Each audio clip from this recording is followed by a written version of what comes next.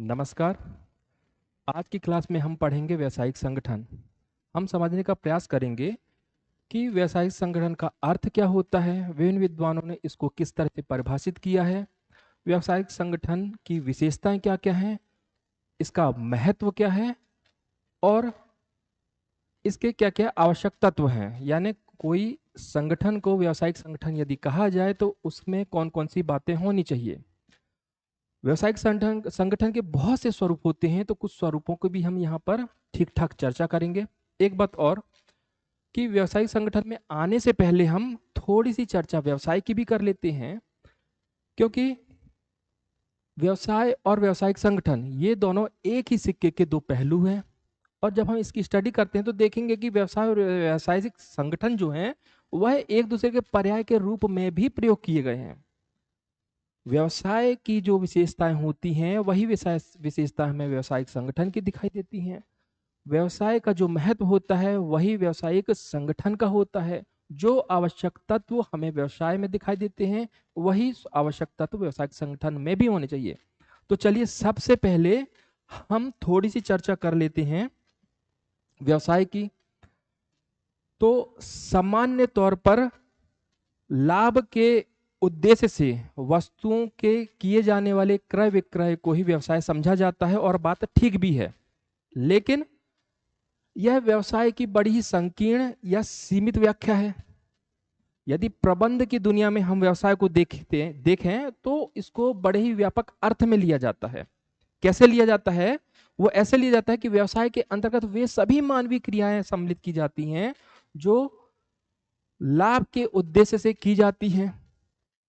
दूसरी बात, ये मानवीय क्रिया निरंतर की जाती हैं, नियमित तौर पर की जाती हैं, और इन मानवीय क्रियाओं में सम्मिलित किया जाता है वस्तुओं और सेवाओं के उत्पादन, वितरण और इसके विनिमय को। तो प्रबंध की दुनिया में हम यदि किसको व्यवसाय को परिभाषित करना चाहें तो कैसे परिभाषित करेंगे? व्यापक दृष्टि से हम यदि प्रभावित करना चाहें तो इसके अंतर्गत वे सभी मानवीय क्रियाएं ली जाती हैं, वे सभी मानवीय क्रियाएं सम्मिलित की जाती हैं जो जिनका उद्देश्य होता है लाभ लाभ की प्राप्ति या फिर धन कमाना। पहली बात। लेकिन अभी बात पूरी हुई नहीं है। दूसरी बात यह है कि यह मानवीय क्रियाएं निरंतर या नियमित तौर पर की जानी चाहिए। यदि मेरे घर में कोई टू व्हीलर है, यदि मैं उसे किसी को बेच दूं तो यह व्यवसाय नहीं कहा जाएगा। हालांकि इससे मेरा भी लाभ है और सामने वाले का भी लाभ है, लेकिन यहां पर जो मैंने मानवीय क्रिया की ये एकाकी है, नियमित तौर पर नहीं कर रहा हूं मैं। तो मानवीय क्रिया कैसी होनी चाहिए? यह नियमित तौर पे होनी चाहिए, नियमित तौर पे। अब यदि हम यह देखना चाहें कि मानवीय क्रियाएं कौन कौन सी हैं, तो वस्तुएं यानी गुड्स और सर्विसेज, इनका उत्पादन हो गया, इनका विनिमय हो गया, इनका वितरण हो गया। तो इस तरह से हम व्यवसाय को परिभाषित कर सकते हैं कि व्यवसाय नियमित तौर पर की जाने वाली वे मानवीय क्रियाएं हैं। व्यवसाय नियमित तौर पर की जाने वाली वे मानवीय क्रियाएं हैं जिनका उद्देश्य लाभ प्राप्ति या धन कमाना होता है। किसके द्वारा? वस्तुओं के क्रय विक्रय के द्वारा। ठीक है, तो ये हो गया व्यवसाय का तात्पर्य, है ना। इसको भी ऐड कर सकते हैं हम, इसको तो छोड़ ही दिया कि वे मानवीय क्रियाएं जिसके अंतर्गत नियमित तौर पर वस्तुओं का उत्पादन, विनिमय तथा वितरण करके लाभ प्राप्त किया जाता है या धन कमाया जाता है या इस उद्देश्य से किया जाता है, एक्सेट्रा एक्सेट्रा आप बोल सकते हैं। तो व्यवसाय का ये ओवरव्यू हो गया। चलिए अब देखते हैं व्यवसाय की परिभाषा। तो विभिन्न विद्वानों ने अपने अपने तरीके से व्यवसाय को परिभाषित किया है। जैसे कि हेने ने इसे परिभाषित किया है मानवीय क्रिया के तौर पे, मैकनाटन ने विनिमय के रूप में इसको परिभाषित किया है। फिर वहीं हम देखें व्हीलर और उर्विक को, इन दोनों ने इसे संस्था के रूप में परिभाषित किया। लेकिन ये बात ये ध्यान दीजिएगा कि संस्था के रूप में भले ही दोनों ने परिभाषित किया, लेकिन बोलने का या परिभाषित करने का इनका तरीका अलग है। ये बात एक ही चीज की कर रहे हैं, व्यवसाय की, लेकिन देखिए किस तरह से। जैसे कि हम बात करें हैने की, तो हैने ने बोला कि व्यवसाय वे मानवीय क्रियाएं हैं जो वस्तुओं के या वस्तुओं और सेवाओं के क्रय विक्रय के द्वारा लाभ कमाने या लाभ प्राप्ति से संबंधित हैं। तो इन्होंने बोला कि वस्तुओं, सर्विस या गुड्स है ना, वस्तुओं सेवाओं की क्रय विक्रय, इसके क्रय विक्रय से या क्रय विक्रय के द्वारा लाभ कमाने या धन प्राप्ति के लिए धन प्राप्ति से संबंधित वे मानवीय क्रियाएं हैं जो वस्तुओं और सेवाओं के क्रय विक्रय से लाभ कमाने या धन प्राप्ति से संबंधित है। ये इनकी परिभाषा है हैने की।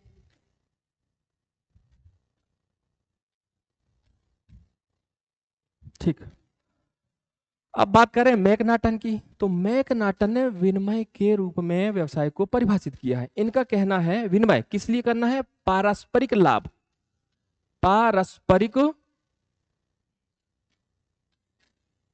पारस्परिक लाभ के लिए विनिमय करना है। किसका विनिमय करना है? विनिमय करना है वस्तुओं का,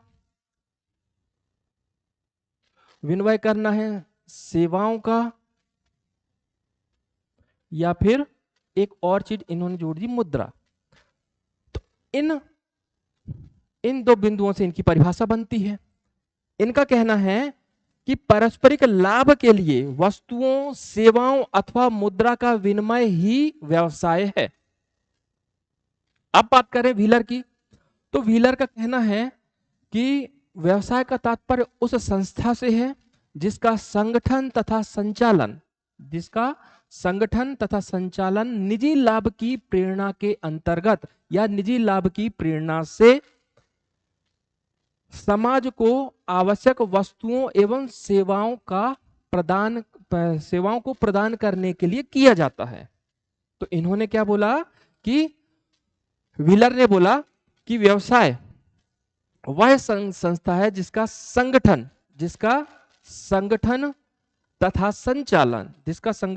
तथा संचालन किस लिए किया जाता है? निजी लाभ की प्रेरणा के अंतर्गत किया जाता है। लाभ तो कमाना ही है।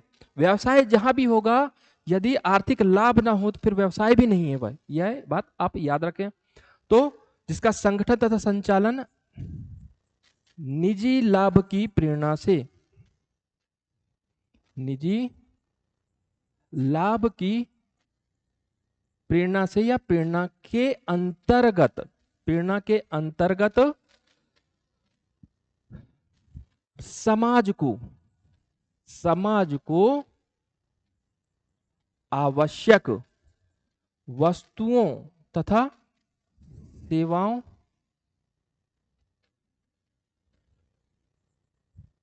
सेवाओं को प्रदान करने के लिए किया जाता है। ठीक है, प्रदान करने के लिए किया जाता है। ये है व्हीलर की परिभाषा। संस्था जिसका संगठन और संचालन किस लिए किया जाता है? निजी लाभ की प्रेरणा से के अंतर्गत समाज को आवश्यक वस्तु तथा सेवाओं को प्रदान करने के लिए किया जाता है।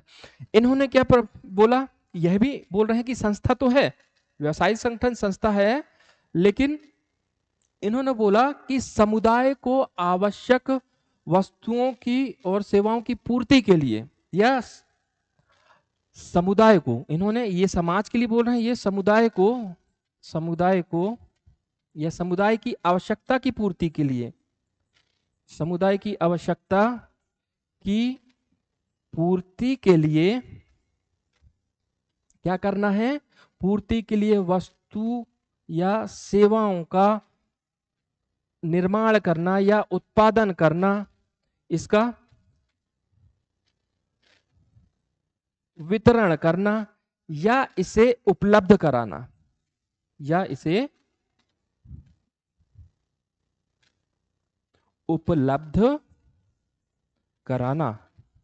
एक बार फिर से बोल देता हूं मैं। उर्विक के अनुसार व्यवसाय वह संस्था है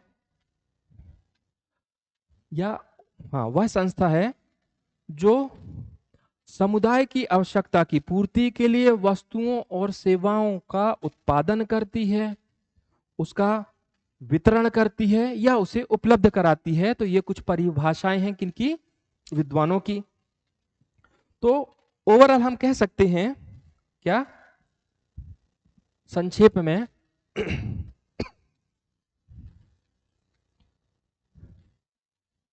कहाँ कहें, एक मिनट, चलो ऐड कर लेते हैं पेज, है ना। तो हम कह सकते हैं कि व्यवसाय वे मानवीय क्रियाएं हैं, वे मानवीय क्रियाएं हैं जो संसाधन को, जो संसाधनों को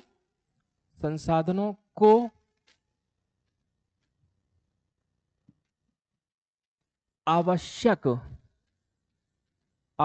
वस्तुओं या सेवाओं में बदलकर समूह हाँ आवश्यकताओं की पूर्ति के लिए, आवश्यकताओं की पूर्ति के लिए या पूर्ति हेतु समुदाय को उपलब्ध कराती है, उपलब्ध कराती हैं, ऐसा भी बोल सकते हैं। ठीक है, कि व्यवसाय वे मानवीय क्रिया हैं जो संसाधनों को आवश्यक वस्तुओं या सेवाओं में बदलकर आवश्यकताओं की पूर्ति के लिए समुदाय को उपलब्ध कराती हैं। यह है सिंपल सी परिभाषा, यह सिंपल सा इसका अर्थ हो गया उपरोक्त परिभाषाओं के आधार पर। संक्षिप्त में हम ऐसे बोल सकते हैं। तो चलिए आगे देखते हैं। अब व्यवसायिक संगठन की बात कर लेते हैं। व्यवसाय तो हो गया, तो सबसे पहली बात कि व्यावसायिक संगठन का उपयोग संज्ञा के रूप में भी किया जाता है और क्रिया के रूप में भी किया जाता है। संज्ञा के रूप में एकाकी व्यवसाय हो, चाहे साझेदारी व्यवसाय हो, कंपनी व्यवसाय हो, सहकारी व्यवसाय हो या कोई राजकीय व्यवसाय हो, तो इन्हें हम व्यावसायिक संगठन कह सकते हैं। पहली बात तो इन्हें हम व्यावसायिक संगठन कह सकते हैं। ठीक। क्रिया के रूप में उपरोक्त वर्णित व्यवसाय, मैंने जितने भी व्यवसाय बताए उनमें से किसी भी व्यवसाय की आंतरिक क्रियाओं का संगठन कहलाता है क्रिया के रूप में व्यावसायिक संगठन। ठीक है, तो क्रिया के रूप में व्यावसायिक संगठन क्या है? उपरोक्त वर्णित व्यवसायों में से, उपरोक्त मतलब एकाकी, साझेदारी, कंपनी, सहकारी, राजकीय व्यवसाय, इनमें से किसी व्यवसाय की आंतरिक क्रियाओं का संगठन। ठीक है, अब आंतरिक क्रियाओं के संगठन से तात्पर्य क्या है? इसका तात्पर्य है व्यवसाय के स्वरूप का निर्धारण। व्यवसाय का स्वरूप का निर्धारण की, जैसे कोई व्यक्ति सोचे कि अकेले व्यवसाय कर लूं यानी एकाकी व्यवसाय किया जाए, या पार्टनर बना के, साझेदार बना के साझेदारी व्यवसाय किया जाए, या कोई कंपनी ही खोल लूं। तो यह है व्यवसाय के स्वरूप का निर्धारण। वर्तमान के समय में बोले तो स्वरूप के तौर पे वह ऐसे भी सोच सकता है कि ऑनलाइन व्यवसाय कर लूं, ऑफलाइन करूं, या हाइब्रिड, दोनों का ही कॉम्बिनेशन। तो ये व्यवसाय का स्वरूप हो गया।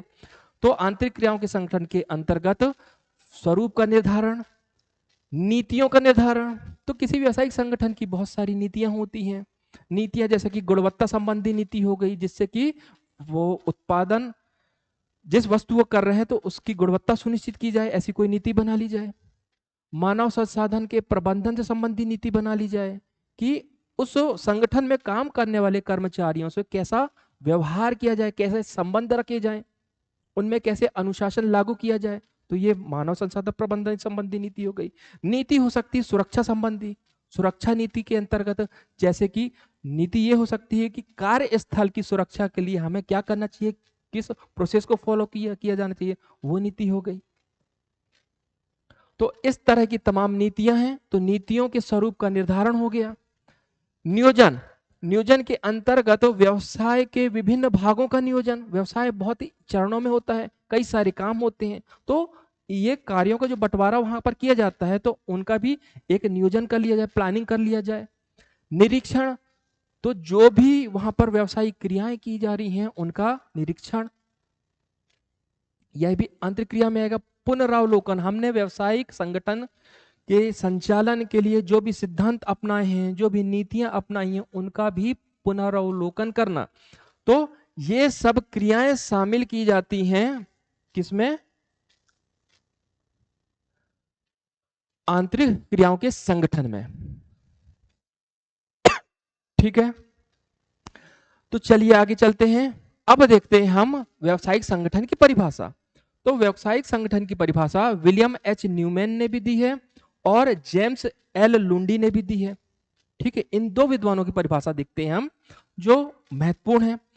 तो विलियम एच ल्यूमेन ने बोला है कि व्यावसायिक संगठन का तात्पर्य प्रयासों के मार्गदर्शन, नेतृत्व तथा नियंत्रण से है। अब यहां पर दो चीजें हम क्लियर कर लें तो परिभाषा पूरी हो जाएगी।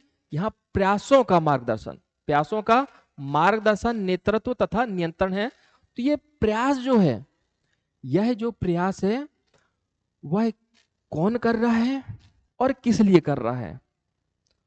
तो पहला हम यदि प्रश्न यही उठता है किसके प्रयासों का या कौन कर रहा है प्रयास, तो कुछ व्यक्तियों के समूह, कुछ व्यक्तियों के समूह के प्रयासों का मार्गदर्शन, नेतृत्व तथा नियंत्रण। दूसरी जो बात है वह स्पष्ट हो जाए कि किस लिए ये मार्गदर्शन किया जा रहा है, किस लिए या क्यों किया जा रहा है। तो किस लिए किया जा रहा है? यह किया जा रहा है किसी सामान्य उद्देश्य की प्राप्ति के लिए, किसी सामान्य उद्देश्य की प्राप्ति के लिए। चलिए, अब तो सब क्लियर हो गया है। तो हम परिभाषा कैसे बनाएंगे? हमें केवल की पॉइंट याद रखना है। किसकी परिभाषा की, जो परिभाषा का जो की पॉइंट है वो है प्रयासों का मार्गदर्शन, नेतृत्व तथा नियंत्रण। ठीक है, यहां पर स्लाइड में आपको केवल की पॉइंट दिखेंगे। इन की पॉइंट के बिहाफ पर आपको परिभाषा पूर्ण करनी है। तो मेन मुद्दा यह है कि की पॉइंट रहे, फिर आप अपने शब्दों से उसको पूरा करते हुए परिभाषा जैसा चाहे वैसा लिख सकते हैं। तो देखिए, हम कह सकते हैं विलियम एच न्यूमैन के अनुसार व्यावसायिक संगठन का तात्पर्य कुछ व्यक्तियों के समूह के प्रयासों का मार्गदर्शन, नेतृत्व तथा नियंत्रण है जो कि किसी समान उद्देश्य की प्राप्ति में संलग्न है। देखिए, एक तरीका ये हो गया। फिर इसी की पॉइंट के आधार पर मैं परिभाषा फिर से चेंज करके बना सकता हूं। परिभाषा यही भी बना सकता हूं कि किसी सामान्य उद्देश्य की प्राप्ति के लिए कुछ व्यक्तियों के समूह के प्रयासों का मार्गदर्शन, नेतृत्व तथा नियंत्रण ही व्यावसायिक संगठन है। तो कहने का तात्पर्य बस यही है कि की पॉइंट जो है वह होना चाहिए और आप इसका जैसा चाहे वैसा उपयोग कर सकते हैं। चलिए दूसरी परिभाषा देखते हैं जेम्स एल लुंडी की। तो इन्होंने दो बातों पर जोर दिया है। पहला, नियोजन, समन्वय तथा प्रेरणा प्रदान करना, और दूसरी बात है कार्य को नियंत्रित करना। तो इनका कहना है कि व्यावसायिक संगठन का मुख्य कार्य या व्यावसायिक संगठन को परिभाषित करना है तो ऐसा संगठन जिसका मुख्य कार्य नियोजन, समन्वय तथा प्रेरणा प्रदान करना है। किस लिए? किसी विशिष्ट उद्देश्य की प्राप्ति के लिए, कार्य को नियंत्रित करने के लिए। ठीक है, या फिर हम कह सकते हैं जेम्स एल लुंडी के अनुसार व्यावसायिक संगठन का तात्पर्य नियोजन, समन्वय तथा प्रेरणा प्रदान करना है तथा किसी विशिष्ट उद्देश्य की प्राप्ति के लिए, विशिष्ट उद्देश्य की प्राप्ति के लिए, प्राप्ति हेतु कार्य को नियंत्रित करना। बस इतना ही है। तो दो बातों के आधार पर पहली बात कौन सी? पहली बात क्या कि मुख्य कार्य नियोजन, समन्वय तथा प्रेरणा प्रदान करना है तथा विशिष्ट उद्देश्य की प्राप्ति के लिए कार्य को नियंत्रित करना है। बस यही है व्यवसायिक संगठन इनके अर्थ में।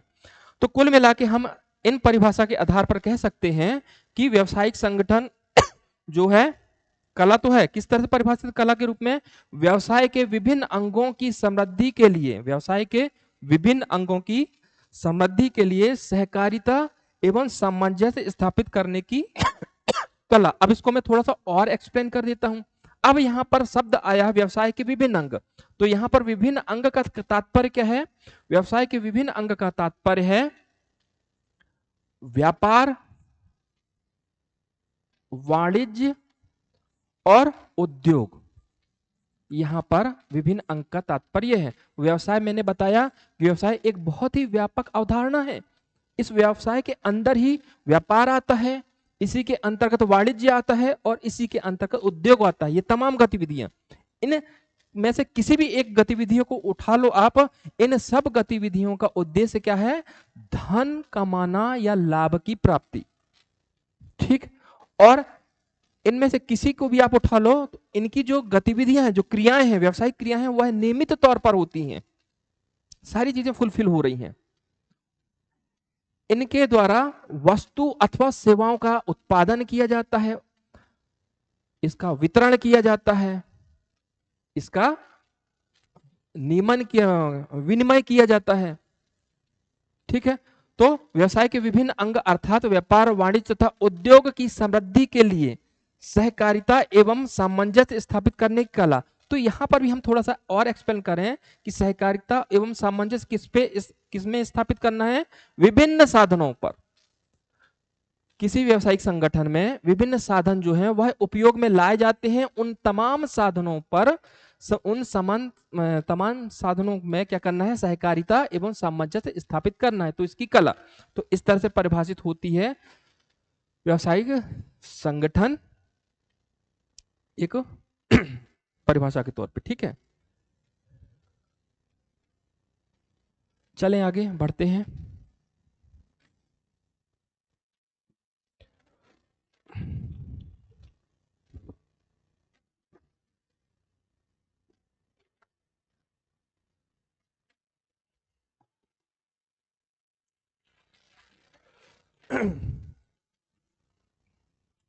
चलिए अब देखना है हमें क्या? व्यावसायिक संगठन की विशेषताएं। तो चलिए देखते हैं वैसे विशेषताएं क्या क्या हैं। एक मिनट,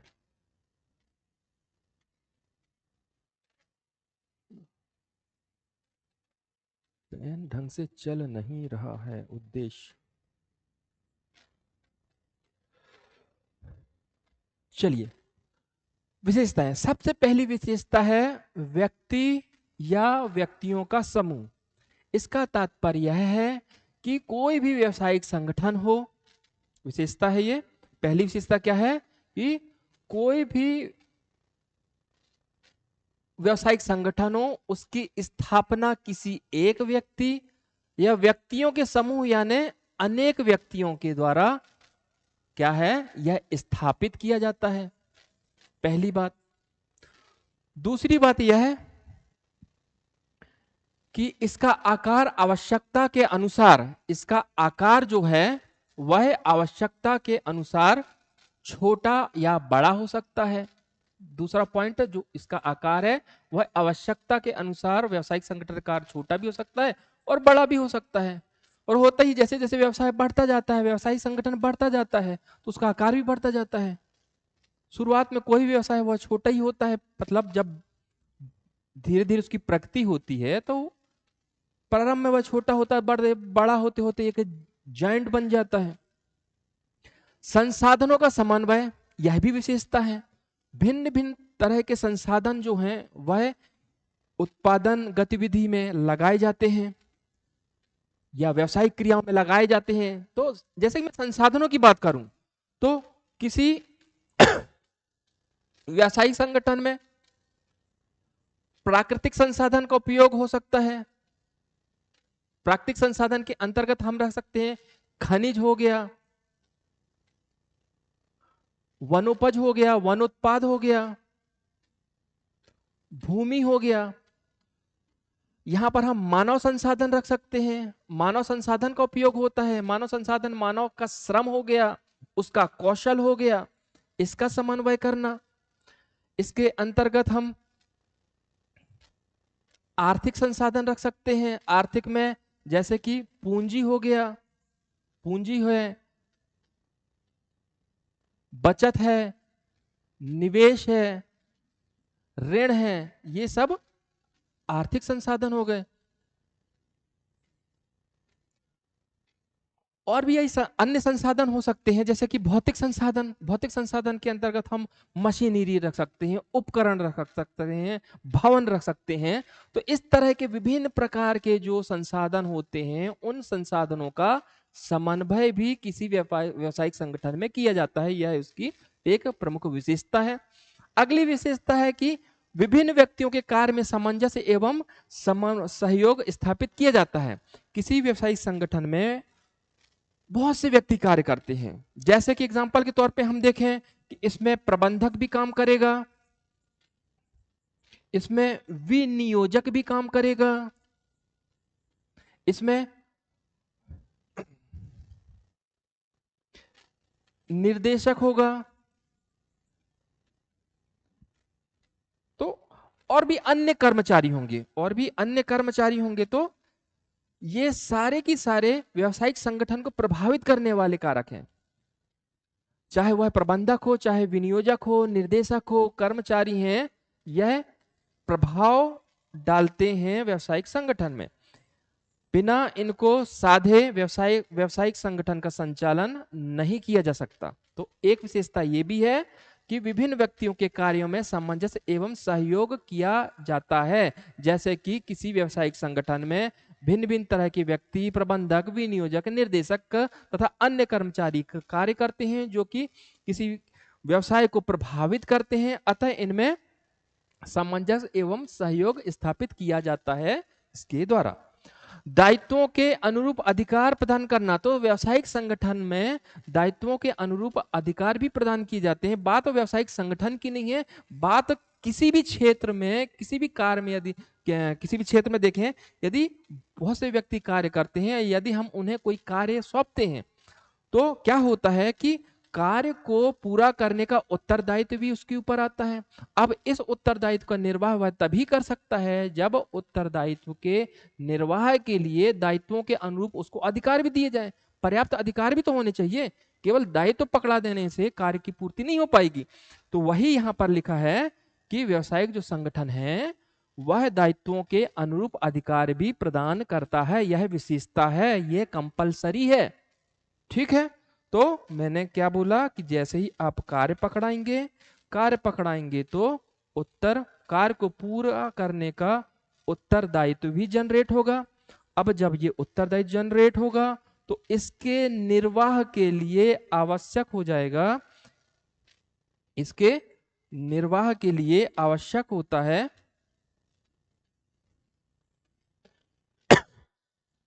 क्या?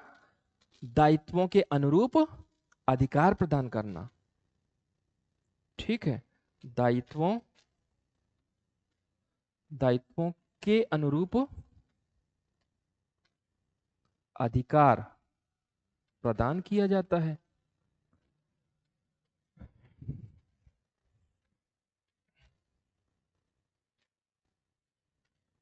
चलिए, तो अभी विशेषता खत्म नहीं हुई है, और भी विशेषता है। देखिए, कला और एवं विज्ञान दोनों के रूप में। तो कोई भी व्यवसायिक संगठन हो, उसके दो पक्ष होते हैं, एक पक्ष कलात्मक होता है और एक पक्ष विज्ञानात्मक होता है। कलात्मक पक्ष के रूप में हम एग्जाम्पल के तौर पे देखें तो निर्णय लेने की प्रक्रिया, यह व्यक्ति विशेष की कला पर निर्भर करता है। यदि वह उसमें चतुर होगा तो बढ़िया निर्णय लेगा। मानव संसाधन का प्रबंधन करना, यह भी एक कला है।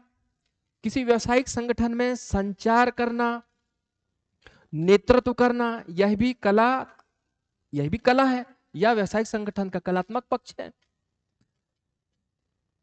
विपणन रणनीति बनाना, बिक्री की रणनीति बनाना, यह भी इसका कलात्मक पक्ष हो गया। इसी तरह से विज्ञानात्मक पक्ष भी हैं। जैसे इसमें व्यावसायिक संगठन में तरह तरह के विश्लेषण किए जाते हैं, सांख्यिकी का विश्लेषण किया जाता है, डेटा का विश्लेषण किया जाता है, यहाँ पर लेखांकन का विश्लेषण किया जाता है, वित्तीय विश्लेषण किया जाता है। तो ये इसके विज्ञानात्मक पक्ष है। तो इस तरह से हम देखते हैं कि व्यावसायिक संगठन जो है वह विज्ञान एवं कला दोनों ही रूप में दिखाई देता है। तो कला के जैसे एग्जांपल मैंने बताया कि निर्णय लेने की प्रक्रिया, यह कलात्मक पक्ष हो गया। संचार कौशल हो गया, यह भी कलात्मक पक्ष हो गया। नेतृत्व हो गया, यह भी कलात्मक पक्ष हो गया। विपणन की रणनीति यदि डिसाइड करनी है, बनानी है, तो कलात्मक पक्ष हो गया। बिक्री की रणनीति, माल कैसे बिके वो रणनीति बनानी है, तो ये सारे के सारे इसकी कलात्मक पक्ष हो गए। और मैंने विज्ञानात्मक पक्ष या विज्ञान पक्ष के रूप में उदाहरण मैंने बताया क्या कि तरह तरह के यहाँ पर इसमें विश्लेषण किए जाते हैं। विश्लेषण किसका किया जाता है, यहाँ पर सांख्यिकी डाटा या सांख्यिकी का विश्लेषण, सांख्यिकी हो गया, डेटा हो गया, इसका विश्लेषण किया जाता है। यहाँ पर विश्लेषण किया जाता है लेखांकन का, वित्तीय विश्लेषण हो गया। यहां पर विश्लेषण और भी विश्लेषण होते हैं, जैसे कि बाजार का विश्लेषण हो गया। तो ये इसकी हो गए विज्ञानात्मक पक्ष। उपयोगिता का सृजन, यह भी विशेषता है। किसी भी व्यवसाय का उदय जो है वह उपयोगिता के सृजन के आधार पर ही होता है। व्यवसाय का, किसी भी व्यवसाय का आधार जो है, व्यवसाय का आधार या व्यवसाय का उदय, उदय बोलें ज्यादा अच्छा है, तो व्यवसाय का उदय ही उपयोगिता के सृजन के आधार पर ही होता है या उपयोगिता के सृजन से होता है। कहने का मतलब यही है कि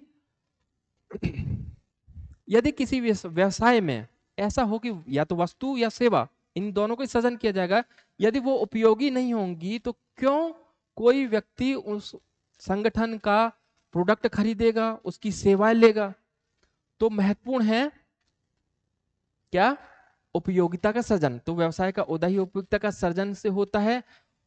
व्यवसायिक संगठन में या व्यवसाय के द्वारा किया जाता है, व्यवसाय मानवीय संसाधन के द्वारा, जो भी मानवीय संसाधन होते हैं या मानवीय क्रिया होती है, मानवीय संसाधन ही हम बोले, मानवीय संसाधन के द्वारा वस्तु के रूप को या इसके स्थान को या इसके समय को या स्वामित्व को बदलकर या स्वामित्व में परिवर्तन कर उपयोगिता का सृजन किया जाता है।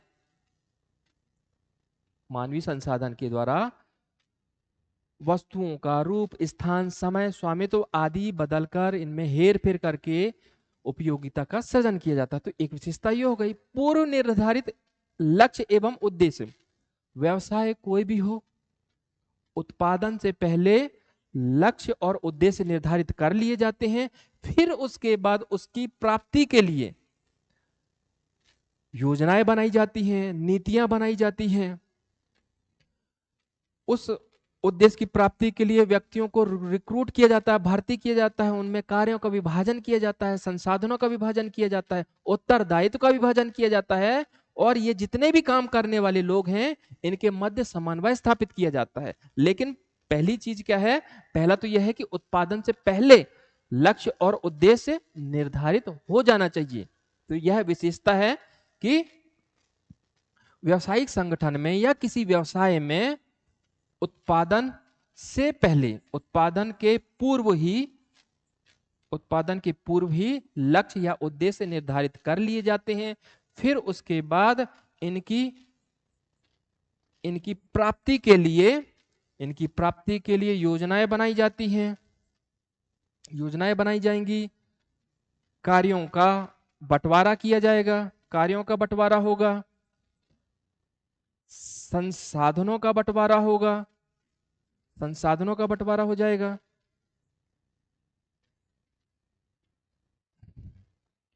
उत्तरदायित्व का भी बंटवारा हो जाएगा, अधिकार उत्तरदायित्व मतलब ये सारी चीजें हो जाएंगी।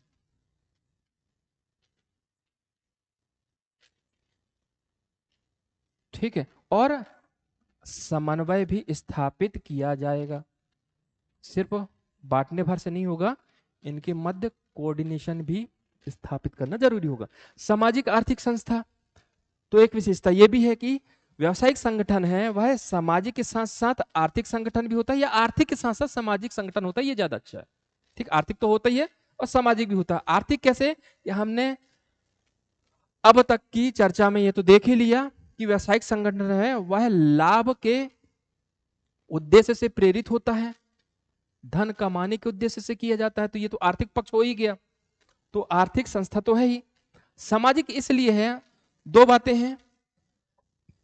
पहला ये कि किसी भी व्यावसायिक संगठन के द्वारा जो भी मानवीय क्रिया किए जाएं, कहीं ना कहीं उससे समाज की आवश्यकता की पूर्ति होती है, पहली चीज तो इस अर्थ में भी सामाजिक है। दूसरा अर्थ यह भी है कि व्यवसाय जो है वह समाज में समाज के साधनों से समाज के हित के लिए समाज के व्यक्तियों के द्वारा किया जाता है। बड़ी गहरी बात है कि समाज में समाज के साधनों से समाज के हित में समाज के व्यक्तियों द्वारा किया जाता है। सामाजिक ही सामाजिक हो गया ये तो। चलिए आगे बढ़ते हैं। तो ये विशेषताएं हो गई। अब चलते हैं हम व्यावसायिक संगठन के महत्व की ओर।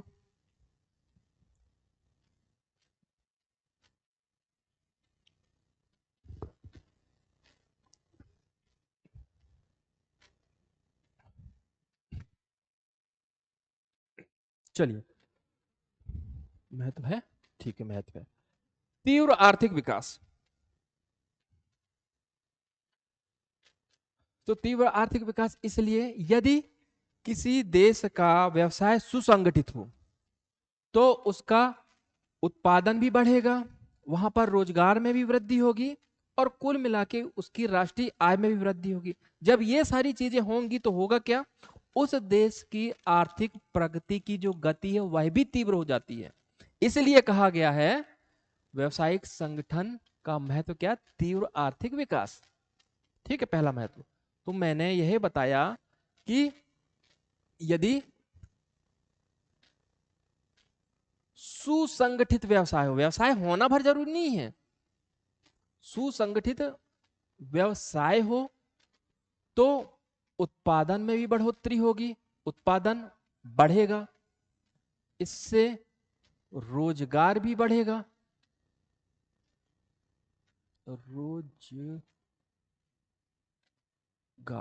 रोजगार में भी वृद्धि होगी, इसमें देश की राष्ट्रीय आय जो है वह भी बढ़ेगी, ये सब बढ़ेंगे। जब ये बढ़ेंगे तो क्या होगा, आर्थिक विकास की या आर्थिक प्रगति की जो गति है, आर्थिक प्रगति की गति जो है वह तीव्र हो जाएगी। तो यह महत्व है तीव्र आर्थिक विकास, बिल्कुल होगा तीव्र आर्थिक विकास। ठीक है, वैसे व्यवसाय को किसी भी देश के विकास और उसकी समृद्धि का सूचक माना जाता है। जिस देश का व्यवसाय है, जितना जितना अधिक व्यवसाय होता है, जितना तरक्की कर जाता है वहां का व्यवसाय, हम देखें वह देश जो है उतना ही विकसित हो जाता है, उतना ही समृद्ध हो जाता है। यही नहीं, व्यवसाय की वृद्धि से हम देखें तो मानव का जीवन भी सुखमय हो जाता है, समृद्धशाली हो जाता है, उसको अपने दैनिक जीवन के उपयोग की भिन्न भिन्न प्रकार की वस्तुएं मिल जाती हैं। तो ये तो हम देखते ही हैं। यहां तक कि यह कहा जाता है कि आधुनिक सभ्यता और विकास ये दोनों सहयात्री हैं। जैसे जैसे आधुनिक सभ्यता और व्यवसाय, है ना, आधुनिक सभ्यता और व्यवसाय दोनों सहयात्री हैं। जैसे जैसे व्यवसाय बढ़ता जाता है वैसे वैसे उस देश की सभ्यता भी बढ़ती जाती है, या उस क्षेत्र की सभ्यता बढ़ती जाती है, विकसित होती है, तो ऐसा कहा जाता है। तो चलिए, महत्व, पहला महत्व तो क्लियर हो गया होगा कि सुसंगठित व्यवसाय हो तो उस देश का उत्पादन भी बढ़ता है, रोजगार भी बढ़ता है, राष्ट्रीय आय भी बढ़ती है। इससे आर्थिक प्रगति की जो गति वह तीव्र हो जाती है। दूसरी चीज क्या है? प्राकृतिक संसाधनों का अधिकतम दोहन। तो देखिए, मैंने बताया था व्यवसाय में तीन चीजें हैं। व्यवसाय में तीन चीजें हम लेके चले तो एक तो है व्यापार, दूसरा है वाणिज्य। अब व्यापार और वाणिज्य में अंतर क्या होता है? जो व्यापार है वह केवल लेन देन तक सीमित है। दो व्यक्ति हों, उन्होंने आपस में लेन देन किया, जैसे मैं फल की दुकान में जाऊं, पैसे दूं और पैसे दे के फल ले लूं, तो मेरा भी लाभ है और सामने वाले का भी लाभ है। तो ये हो गया व्यापार। लेकिन वो फल जो जिस बागान में, जिस बाग में हुआ था, वहां से चल के विभिन्न प्रक्रिया से गुजरते हुए यहां तक पहुंचा हुआ, सारी प्रक्रिया, यह सारी प्रक्रिया जो है वह वाणिज्य के अंतर्गत आती है। इसमें लेन देन की बहुत सारी प्रक्रियाएं हुई हैं। जैसे खेत से किसी ने खरीदा होगा तो एक लेन देन वहां हुआ, फिर परिवहन से आया होगा तो ट्रांसपोर्ट वाले को दिया गया होगा कुछ, जो भी तय हुआ होगा पैसे, तो वहां लेन देन हुआ होगा, फिर बीच में और भी बिचौलिए आए होंगे, सबसे लेन देन हुआ है। तो ये जो पूरी प्रक्रिया है वह कहलाती है वाणिज्य।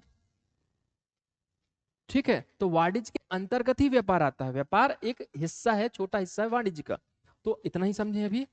और एक चीज हमने बताया था उद्योग। तो ये तीन चीज हो गई। ठीक है, तो प्राकृतिक संसाधनों का अधिकतम जो दोहन है इनके द्वारा ही किया जा सकता है। ठीक है, अधिकतम दोहन, यदि व्यापार होगा, वाणिज्य होगा, या उद्योगों का विस्तार होगा, उद्योग वहां पर स्थापित होंगे, उद्योग संचालित होंगे, तो क्या होगा? संसाधनों का सर्वोत्तम, संसाधनों का सर्वोत्तम तथा अधिकतम उपयोग सुन हो पाएगा। अधिकतम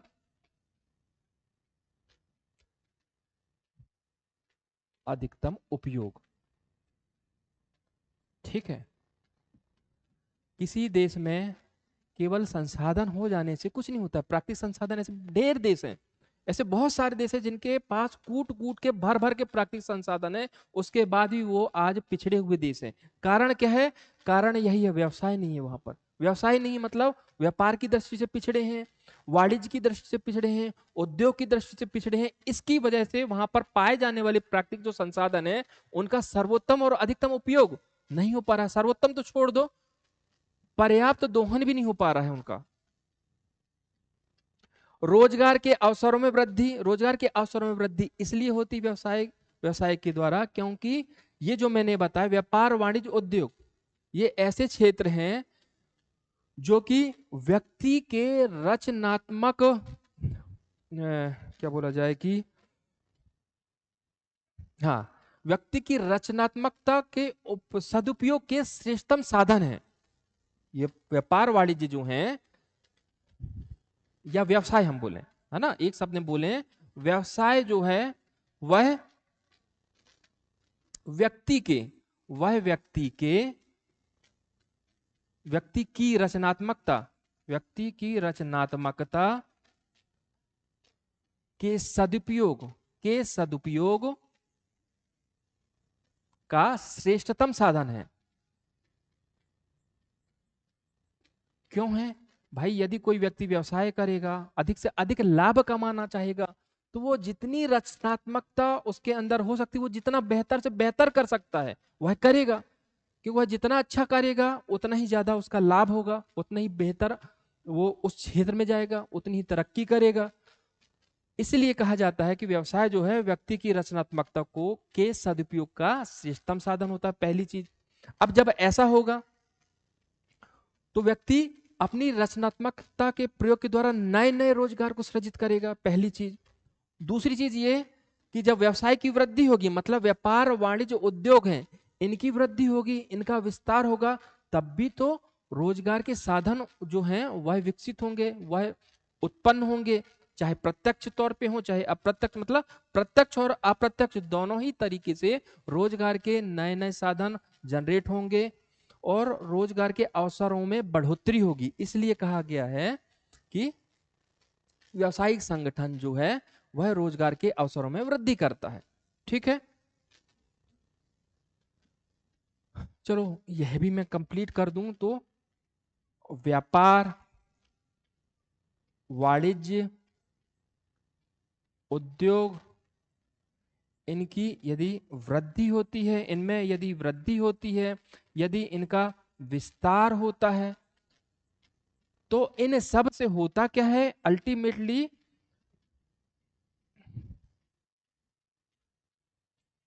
रोजगार का विस्तार होता है, मतलब रोजगार बढ़ जाते हैं। और ये अलग चीज है कि नए रोजगार भी जो हैं, नए रोजगार के अवसर सृजित होते हैं रचनात्मकता के कारण। ठीक है, तो जीवन स्तर में वृद्धि बिल्कुल होती है रोज व्यवसाय की वजह से। वो इसलिए होती है, पहली चीज कि जब व्यवसाय की उन्नति होती है तो नई नई वस्तुओं का उत्पादन होता है, नई नई सेवाओं का सृजन होता है, और साथ ही साथ जो पहले से चली आ रही वस्तुएं हैं उनका उत्पादन है, पहले से चली आ रही जो सेवाएं हैं उनकी गुणवत्ता में सुधार होता है, पहली चीज। तो वस्तुओं और सेवाओं के रिस्पेक्ट में जो बताया, यदि ये सब होगा तो क्या होगा, व्यक्ति का जीवन आसान बनेगा, सुखमय बनेगा। ठीक है, तो जीवन आसान बनेगा, जीवन आसान सुखमय बनेगा। दूसरी चीज कि व्यवसाय की वजह से रोजगार बढ़ेंगे, व्यक्ति की आय बढ़ेगी, तो अल्टीमेटली क्या होगा, रोजगार रोजगार और उसकी आय मतलब इनकम से ये दोनों यदि बढ़ेंगे तो अल्टीमेटली ये होगा कि उसकी परचेसिंग पावर या क्रय शक्ति, परचेसिंग पावर है वह बढ़ेगी। तो दोनों ही तरीके से जीवन स्तर में वृद्धि होगी। चलें आगे। विशिष्टीकरण,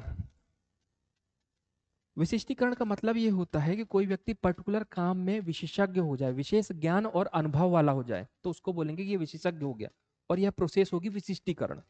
ठीक है, तो विशिष्टीकरण जो है वह व्यवसाय के द्वारा ही उत्पन्न होता है, व्यवसाय के आधार पर ही, व्यवसाय के आधार पर विशिष्टीकरण ही उत्पन्न होता है ना, व्यवसाय के आधार पर ही विशिष्टीकरण उत्पन्न होता है, विशिष्टीकरण का उदय होता है। तो होता क्या है कि इसकी वजह से विशेष ज्ञान और अनुभव रखने वाले व्यक्ति को उन्हीं कार्यों में लगाया जाता है जिस कार्य में वे विशिष्ट ज्ञान या पर्याप्त ज्ञान, कम से कम पर्याप्त ज्ञान या अनुभव रखते हो। तो इसका फायदा क्या होता है, इसका फायदा यह होता है कि कार्य जो है, कार्य वह कुशलता पूर्वक संपन्न होते हैं, कार्य कुशलता पूर्वक संपन्न होते हैं। विशिष्टीकरण देखो मैंने क्या बताया, व्यवसाय के आधार पर विशिष्टीकरण आएगा, विशिष्टीकरण से क्या होगा, जो भी कार्य किए जाएंगे वे विशेषज्ञ के द्वारा किए जाएंगे, पर्याप्त ज्ञान और अनुभव रखने वाले व्यक्तियों के द्वारा किए जाएंगे। तो इससे क्या होगा, इससे कार्य जो है वो कुशलता पूर्वक होंगे, कार्य कुशलता पूर्वक होंगे तो क्या होगा, न्यूनतम लागत पर श्रेष्ठतम वस्तुओं का उत्पादन होगा। ठीक है, तो विशिष्टीकरण आएगा तो इससे होगा क्या, कार्य जो है कार्य कुशलता से संपन्न होंगे, कार्य कुशलता पूर्वक होंगे, कार्य कुशलता पूर्वक होंगे तो न्यूनतम लागत पर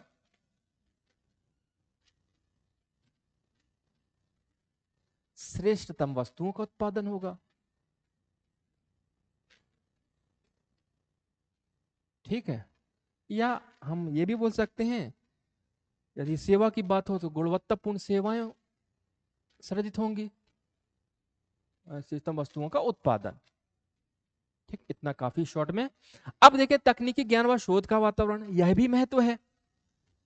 वो ऐसे है कि जब व्यावसायिक क्रियाएं जो विकसित होती हैं तो उनके विकसित होने से तकनीकी ज्ञान तथा शोध का वातावरण विकसित हो जाता है।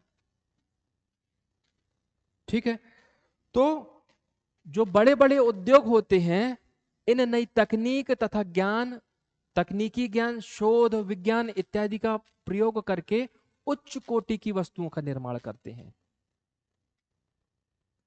तो इससे आमजन को भी फायदा होता है कि उसे भिन्न भिन्न प्रकार की उच्च कोटि की वस्तुएं मिल जाती हैं। साथ ही यह भी होता है कि वह उद्योग जो है वैश्विक प्रतिस्पर्धा करके, वैश्विक प्रतिस्पर्धा करके अधिक से अधिक निर्यात कर पाता है वस्तुओं का। तो दोनों ही चीजें होती, तो ये महत्व है। अब यदि ऐसा होगा तो उस देश का बाजार विकसित होगा, उस देश में आर्थिक विकास आएगा, आर्थिक समृद्धि आएगी। ठीक है, तो व्यावसायिक, मैंने बताया व्यावसायिक क्रियाओं के, व्यावसायिक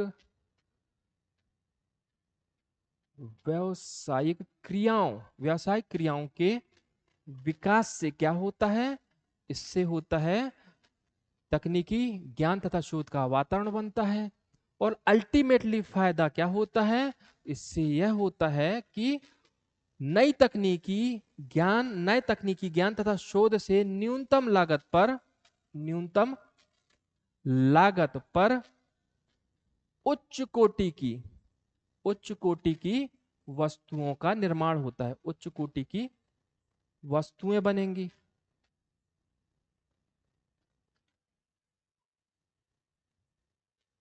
तो इसमें एक लाभ ये भी जुड़ जाएगा कि इससे वस्तुओं का निर्यात भी बढ़ जाएगा। ठीक, संसाधनों का अनुकूलतम दोहन, तो ये डिस्कस हम पहले ही कर चुके हैं विशेषताओं में, है ना। व्यापार, वाणिज्य, उद्योग जो हैं वह किसी भी देश के संसाधनों के सर्वोत्तम तथा अधिकतम उपयोग के श्रेष्ठ साधन होते हैं या विकल्प उपलब्ध कराते हैं, उपलब्ध इनके उपयोग के लिए। राजस्व में वृद्धि, एक यह भी महत्व है। जिस देश में व्यवसाय की प्रगति बड़ी तीव्र गति से होती है वहां पर हम देखते हैं कि सरकार के पास जो आय के स्रोत है वह भी बड़ी तीव्र गति से बढ़ते हैं। ठीक है, तो राजस्व में वृद्धि कैसे होती है, इससे सरकार को विभिन्न प्रकार के कर हैं, विभिन्न प्रकार के शुल्क हैं, कर और शुल्क के रूप में आय, बड़ी मात्रा में आय की प्राप्ति होती है। तो सरकार इस आय को फिर राष्ट्र के विकास और कल्याणकारी योजनाओं के क्रियान्वयन में लगा सकती है। तो यह भी महत्व है। कर जैसे कि हम देखें, आयकर जहां सभी जानते हैं, आबकारी कर हो गया, शुल्क जैसे कि सीमा शुल्क हो गया, उत्पादन शुल्क हो गया, चुंगी हो गया, तो ये सारे के सारे क्या हैं, सरकार की आय के स्रोत हैं। तो एक महत्व ये हो गया। आगे चलते हैं, उन्नत अर्थव्यवस्था की आधारशिला। तो शुरुआत में ही मैंने बताया था कि किसी देश के विकास तथा उसकी समृद्धि का जो सूचक है वह व्यवसाय ही है। किसी देश की अर्थव्यवस्था की आधारशिला जो है वहां का उन्नत व्यवसाय ही है, उन्नत व्यवसाय ही है। एक व्यक्ति हैं जॉन गार्डनर, उन्होंने एक बहुत ही अच्छी बात बोली है कि कोई समाज उतना ही सभ्य होता है जितना कि उसकी व्यवसायिक संस्थाएं, कोई समाज उतना ही सभ्य होता है जितना कि उसकी व्यवसायिक संस्थाएं। यदि ये संस्थाएं विकसित होती हैं तो वहां का समाज भी विकसित होता है, और यदि ये व्यवसायिक संस्थाएं पतन की ओर जाती हैं तो तेजी से वहां का समाज भी पतन की ओर जाता है। ठीक है, तो बड़ी सही बात बोली है किसने, जॉन जॉन गार्डनर ने। संक्षेप में मैं बोलूं, मुख्य लाइन जो है वह यही है कि कोई समाज उतना ही सभ्य होता है, कोई समाज उतना ही सभ्य होता है जितनी उसकी व्यावसायिक संस्थाएं, जितनी उसकी व्यावसायिक संस्थाएं। ठीक है, यदि व्यावसायिक संस्थाएं जो हैं वह विकसित होती हैं, व्यावसायिक संस्थाएं विकसित होती हैं, तो वहां का समाज जो है, समाज भी विकसित होता है। यदि ये पतन की ओर जाती हैं तो ये भी पतन की ओर जाती हैं। ठीक है, सांस्कृतिक विकास, तो यह भी महत्व है। व्यावसायिक क्रियाओं का जैसे जैसे विकास होता है तो जिनके बीच में व्यावसायिक क्रियाएं होती हैं उनके मध्य सांस्कृतिक आदान प्रदान भी होता है। तो ये होता ही है, हम प्राचीन काल से देखते आ रहे हैं। ठीक है, जैसे जैसे व्यवसाय अपने साथ साथ सांस्कृतिक तत्वों को भी ले जाता है उस देश के, उस क्षेत्र के। तो व्यावसायिक क्रियाओं के विकास के साथ साथ व्यावसायिक क्रियाओं का विकास होगा तो क्या होगा, सांस्कृतिक आदान प्रदान भी होता है। सांस्कृतिक आदान प्रदान कैसे, सांस्कृतिक आदान प्रदान, यदि मैं संस्कृति के अमूर्त तत्वों की बात करूं तो विचारों का आदान प्रदान हो गया, मूर्त तत्वों की बात करूं तो वेशभूषा हो गया। ठीक है, तो इससे उस देश की संस्कृति को प्रोत्साहन मिलता है, बढ़ावा मिलता है, उसका विकास होता है।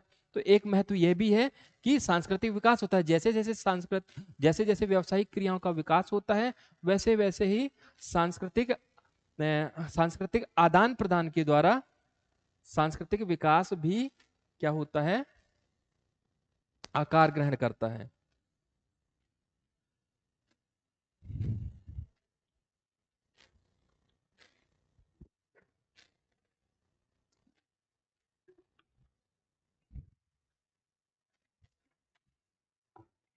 चलिए, अब देखिए गरीबी उन्मूलन, तो ये महत्व है ही, इतनी चर्चा में हमने तो देखा ही है, किससे रोजगार बढ़ रहे हैं, नए नए रोजगार सृजित भी हो रहे हैं, व्यक्तियों की क्रय शक्ति बढ़ रही है। यह सब क्या है, यह गरीबी उन्मूलन के अस्त्र ही तो हैं। तो सबसे महत्वपूर्ण अस्त्र है ये, सबसे महत्वपूर्ण अस्त्र है किसका, गरीबी उन्मूलन का। वैसे भी हम देखें हमारे देश की 1/3 जो जनता है वो बीपीएल है, गरीबी रेखा के नीचे निवास करती है। तो व्यवसाय के द्वारा या व्यवसाय के द्वारा इस गरीबी को कम किया जा सकता है, दूर किया जा सकता है।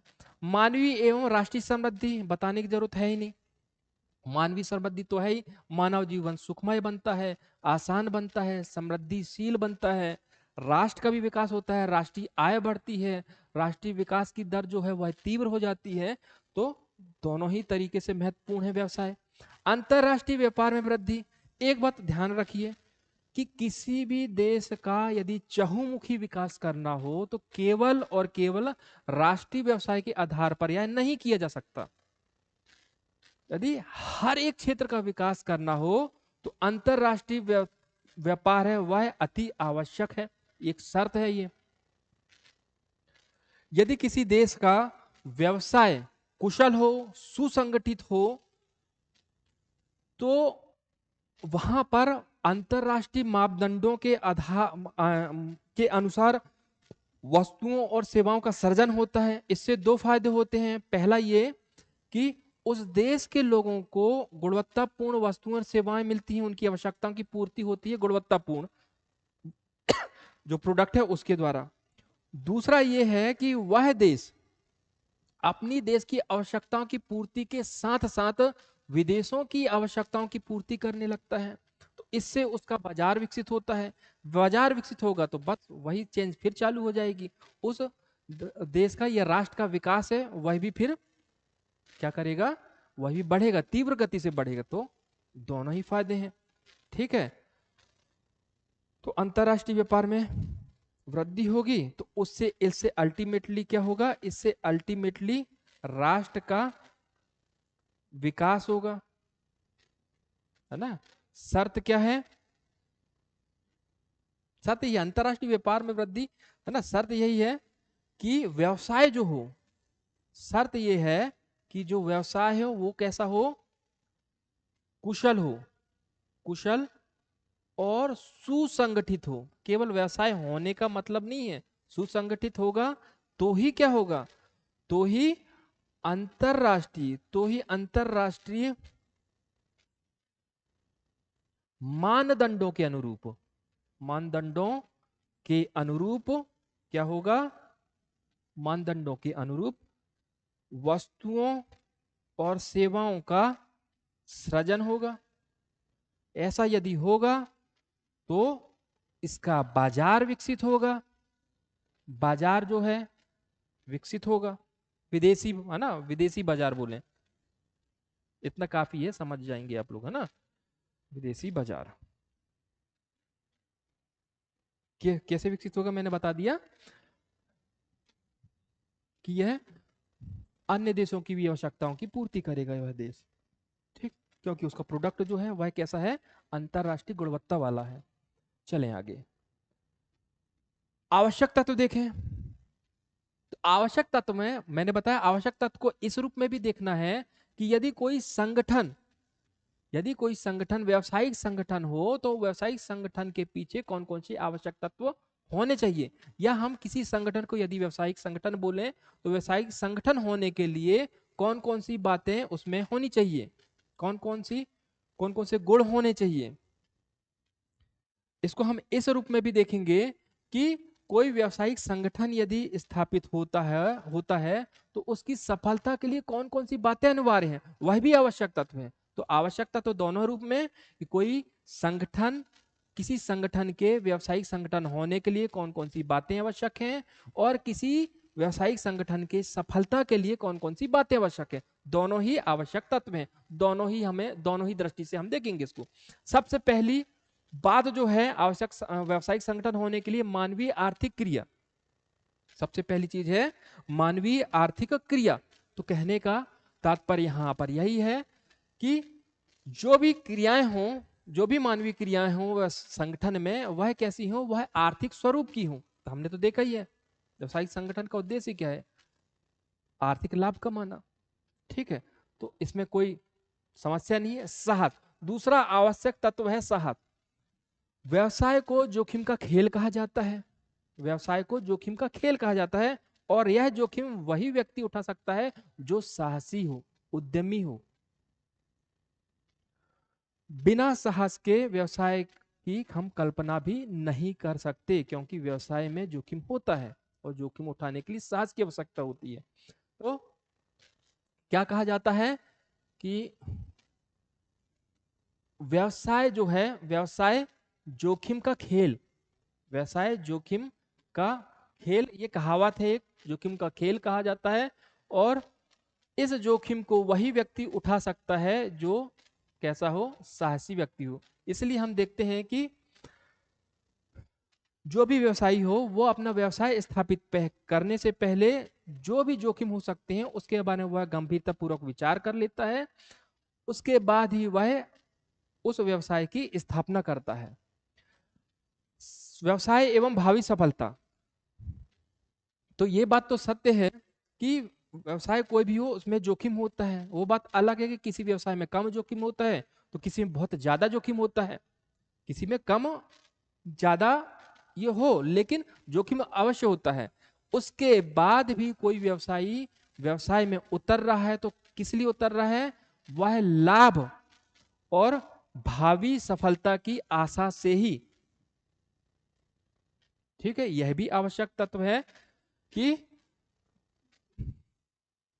लाभ और भावी सफलता, भावी सफलता की आशा से ही कोई व्यक्ति किसी व्यवसाय में उतरता है या व्यवसाय की स्थापना करता है, व्यवसायिक संगठन की स्थापना करता है। विक्रय हस्तांतरण अथवा विनिमय, यह भी आवश्यक तत्व है व्यवसायिक संगठन का। तो कोई भी वस्तु हो या कोई भी सेवा हो जिसका हम सृजन कर रहे हैं, उसका आदान प्रदान यदि किया जा रहा हो, तो आदान प्रदान कैसे किया जाए? आदान प्रदान किया जाए या तो विक्रय के द्वारा, या हस्तांतरण के द्वारा, या विनिमय के द्वारा। यदि निजी उपभोग के लिए वस्तुओं का यदि उत्पादन किया जाता है, जैसे कि अन्न उपजाना, कोई निजी उपभोग के लिए खेती करे, कुआं ही खोदे या वस्त्र को सिले, तो वह व्यवसाय में शामिल नहीं किया जाएगा। यदि वो व्यक्ति इन चीजों को मूल्य देके किसी दूसरे मतलब मूल्य लेके किसी दूसरे व्यक्तियों को यह दे दे, तो फिर वह व्यवसाय की श्रेणी में शामिल किया जा सकता है। तो यही है मतलब यहाँ पर कि वस्तुओं और सेवाओं का आदान प्रदान विक्रय, हस्तांतरण अथवा विनिमय के द्वारा किया जाता है या किया जाना चाहिए। आवश्यक तत्व, निजी उपभोग के लिए किया जाने वाला उत्पादन व्यवसाय में शामिल नहीं किया जाता है। आगे देखें, लेन देन में नियमितता, यह भी सही बात है कि व्यवसाय में लेन देन यानी विनिमय की नियमितता होनी चाहिए। मतलब जो भी लेन देन का व्यवहार है, लेन देन का व्यवहार जो है वह बार बार किया जाना चाहिए। लेन देन का व्यवहार एक बार नहीं, बार बार किया जाना चाहिए। इस तरह का कोई भी एकाकी सौदा, एक बार मैंने यदि सौदा कर लिया बस हो गया, तो वह व्यवसाय में सम्मिलित नहीं किया जाता है। मूल्य वाली वस्तुओं का उत्पादन तथा वितरण, यह भी आवश्यक तत्व है कि हम जो भी वस्तु का उत्पादन कर रहे हैं, सेवाओं का सर्जन कर रहे हैं, उसका कोई ना कोई आर्थिक मूल्य होना चाहिए। यदि हम ये चीज निःशुल्क कर रहे हैं, निःशुल्क वस्तुओं का उत्पादन करना या किसी वस्तुओं का बिना शुल्क लिए उत्पादन या वितरण करना, यह व्यवसाय की श्रेणी में शामिल नहीं किया जाता है। ठीक है, कहने का यही मतलब है यहां पर कि प्रतिफल रहित, प्रतिफल रहित क्रियाएं व्यवसायिक क्रियाएं नहीं मानी जाती हैं। तो प्रतिफल रहित जो क्रियाएं हैं, वे प्रतिफल रहित क्रियाएं व्यावसायिक क्रियाएं नहीं मानी जाती हैं, क्रियाएं नहीं होती हैं। ठीक, पारस्परिक हित एवं संतुष्टि के लिए विनिमय, बिल्कुल सही बात है कि व्यवसाय में पारस्परिक हित और संतुष्टि के लिए ही विनिमय किया जाता है। दो पक्ष होते हैं, एक हो गया ग्राहक और एक हो गया व्यवसायी। तो इससे इसको और इससे इसको लाभ होना चाहिए। तो दोनों पक्षों को लाभ और संतुष्टि होनी चाहिए। दोनों पक्षों को लाभ तथा संतुष्टि होनी चाहिए। सही बात है। यदि गर्मी का सीजन है, मुझे बहुत गर्मी लग रही है, मैं दुकान में जाके पंखा खरीदूंगी, यदि पंखा मुझे हवा ना दे, मतलब मैं उससे संतुष्ट नहीं हूं, तो क्या करूंगा? उसे वापस कर दूंगा। मैंने वापस किया तो अगला भी वापस कर देगा। इस तरह से पंखे का तो व्यापार हो ही नहीं पाएगा। तो ये आवश्यक तत्व है कि दोनों पक्षों को लाभ हो और दोनों ही पक्ष संतुष्ट हो। पूंजी कहने की जरूरत नहीं है। पूंजी के अभाव में, पूंजी के अभाव में व्यवसाय की कल्पना भी नहीं कर सकते, कल्पना भी नहीं कर सकते। यदि पूंजी पर्याप्त हो तो वह व्यवसाय एक एक करके सफलता की सीढ़ियां भी चढ़ता जाएगा। यदि पूंजी की कमी हो तो उसका पतन होता जाएगा। पूंजी बहुत ही महत्वपूर्ण तत्व है किसी भी व्यवसाय के लिए। आगे देखते हैं उपयोगिता का सृजन। तो ये इसकी चर्चा हमने पहले भी की थी विशेषताओं के तौर पे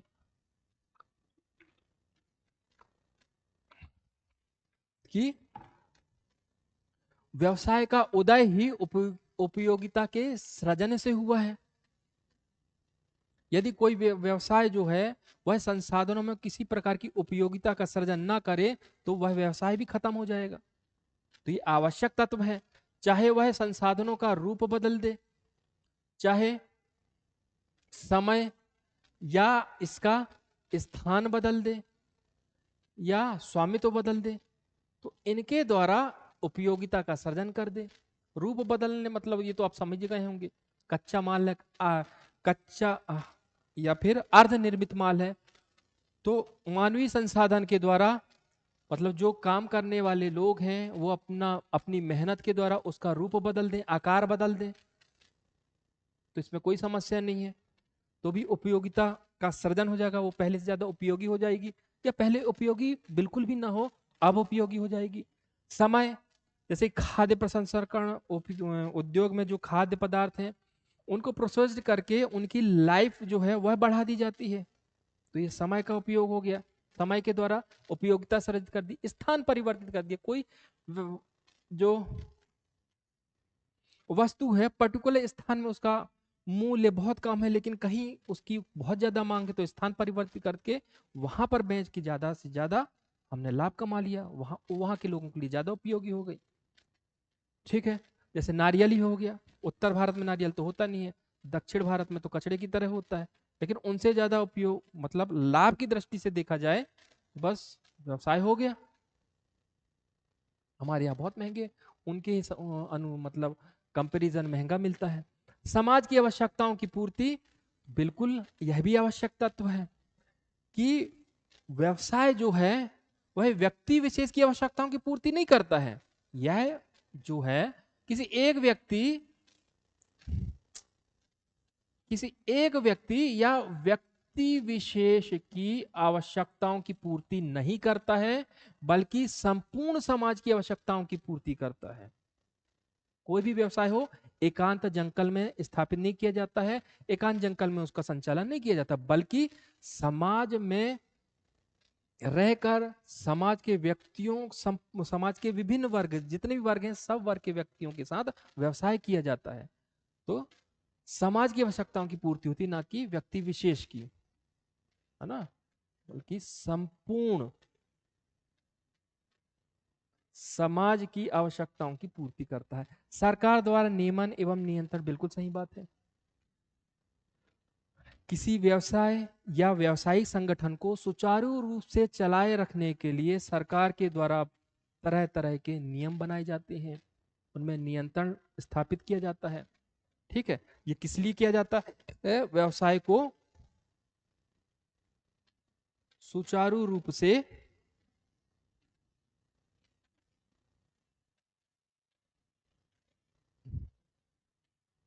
संचालित बनाए रखने के लिए। ठीक है, क्योंकि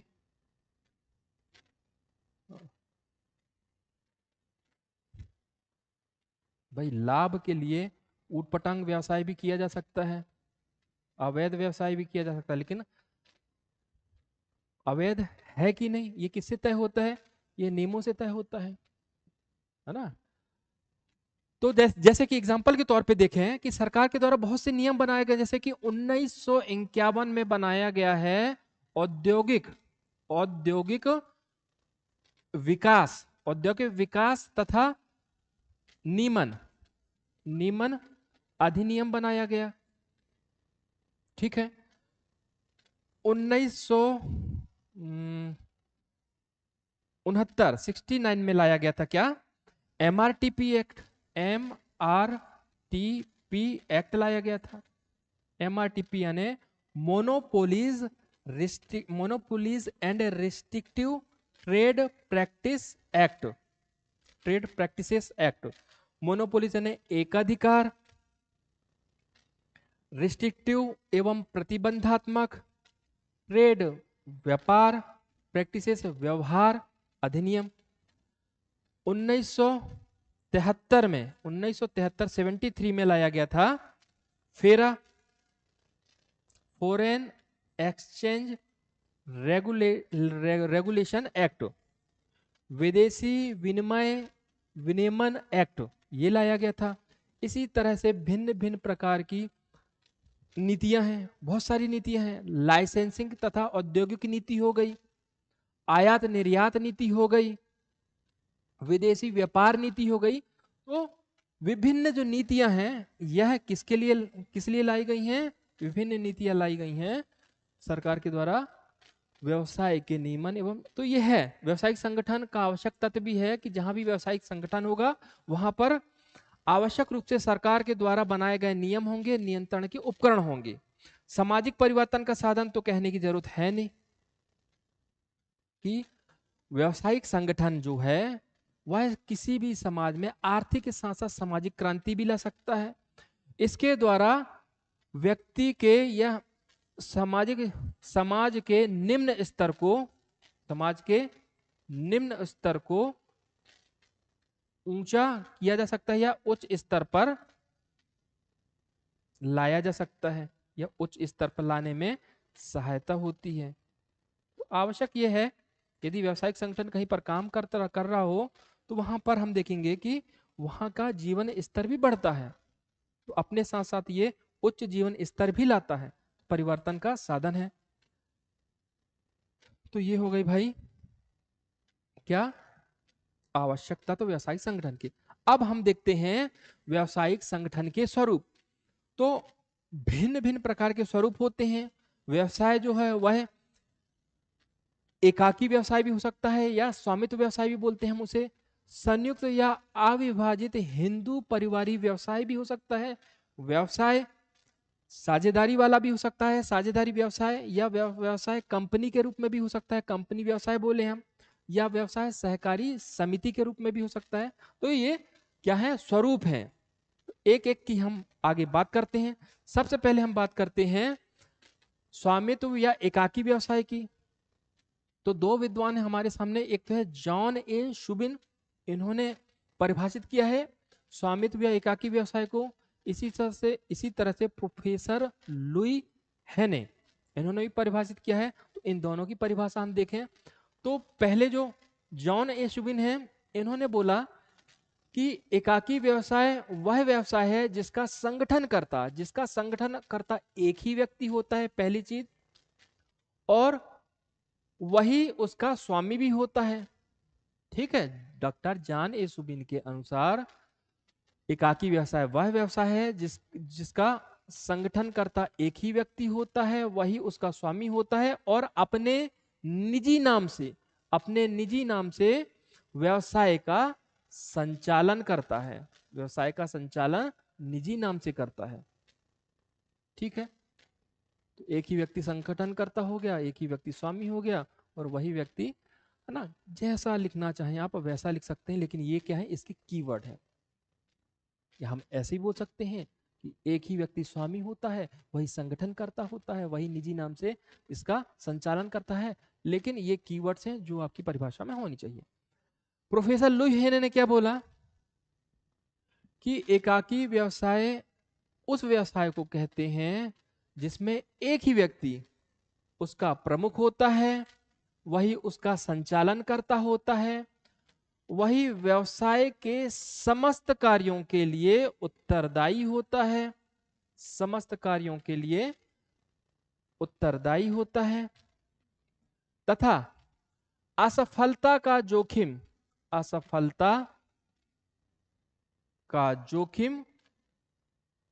उसके कंधों पर होता है, उसके कंधों पर होता है। तो कुल मिला के हम बोले कि स्वामित्व या एकाकी व्यवसाय ऐसा व्यवसाय होता है जिसमें एक ही व्यक्ति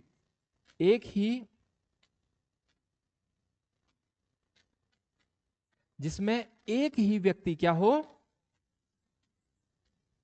उसका स्थापक या संस्थापक हो, एक ही व्यक्ति पूंजी लगाए, एक ही व्यक्ति लाभ या हानि के लिए जिम्मेदार हो, वही व्यक्ति इसका संचालक हो, वही व्यक्ति इसका प्रबंधक हो, वही व्यक्ति इसका विनियोजक हो, इत्यादि इत्यादि। और ये सारे कार्य वह अपने कौशल से करे। ठीक है, कुल मिला के इस तरह का जो व्यवसाय होता है वह इसका संचालन करना, इसकी स्थापना करना, ये दोनों ही आसान होता है। आसान होता है। चलें आगे, अगला व्यवसाय देखें, स्वरूप देखें। संयुक्त या अविभाजित हिंदू परिवारीय व्यवसाय। तो यह एक ऐसा व्यवसाय होता है जो इस तरह के परिवार के, पहली चीज सभी सदस्यों के द्वारा मिलकर किया जाता है, सभी सदस्यों के द्वारा मिलकर किया जाता है, और परिवार के कर्ता यानी मुखिया, कर्ता या हम इसको साधारण भाषा में बोलते हैं मुखिया के नियंत्रण में किया जाता है। और ऐसे व्यवसाय में हिंदू लॉ के प्रावधान जो हैं वह लागू होते हैं। तो ये तीन चीज हो गई।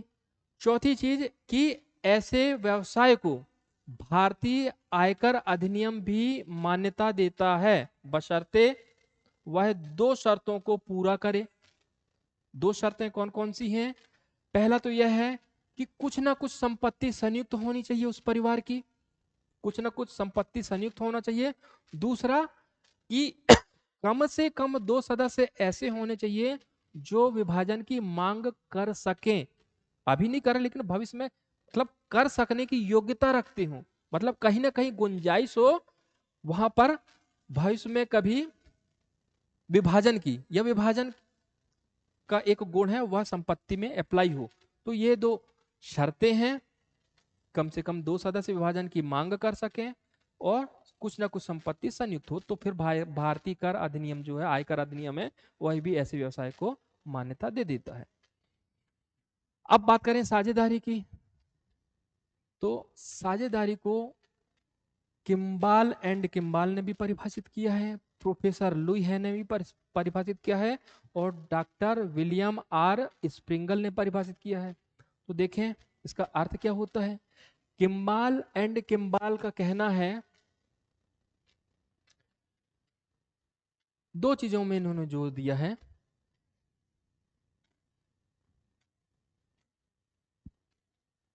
पहली चीज कि साझेदारी जो है व्यक्तियों का समूह, मतलब दो या दो से अधिक व्यक्तियों का समूह होता है, पहली चीज। दूसरी चीज संयुक्त पूंजी, मतलब यह है कि किसी विशेष व्यवसाय को करने के लिए उन्होंने मिलजुल कर पूंजी लगाई हो। तो ये दो चीजें होनी चाहिए।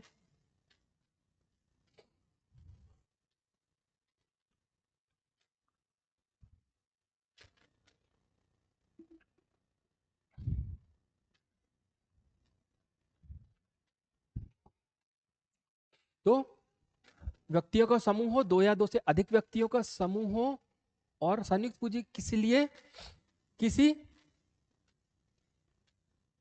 विशेष व्यवसाय, किसी विशेष व्यवसाय को करने के लिए। अब पूरी होगी परिभाषा, उन्होंने संयुक्त पूंजी लगाई हो। ठीक है, फिर से बोल रहा हूं, किम्बाल एंड किम्बाल के अनुसार साझेदारी का तात्पर्य दो या दो से अधिक व्यक्तियों के समूह से है जिन्होंने किसी विशेष व्यवसाय को करने के लिए संयुक्त पूंजी लगाई हो। अब चलते हैं प्रोफेसर लुई हेने की परिभाषा में। प्रोफेसर लुई हेने क्या बोलते हैं कि साझेदारी प्रसंविदा करने की क्षमता रखने वाले व्यक्तियों का परस्पर एक, व्यक्तियों में परस्पर एक प्रतिज्ञा है। मतलब प्रसंविदा का मतलब होता है अनुबंध या कॉन्ट्रैक्ट,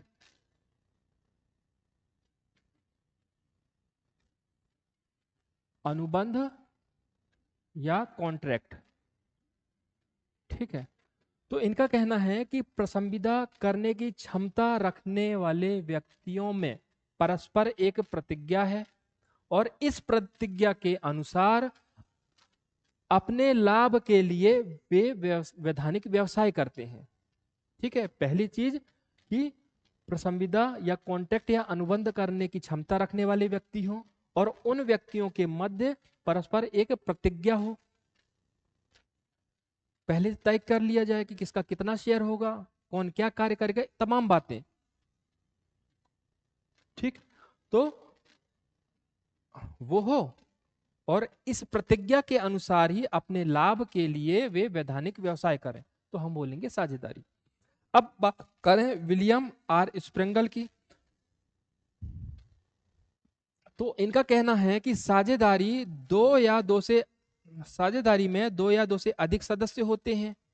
साझेदारी में दो या दो से अधिक सदस्य होते हैं और प्रत्येक सदस्य अपने साझेदारी कार्यों के लिए उत्तरदायी होता है।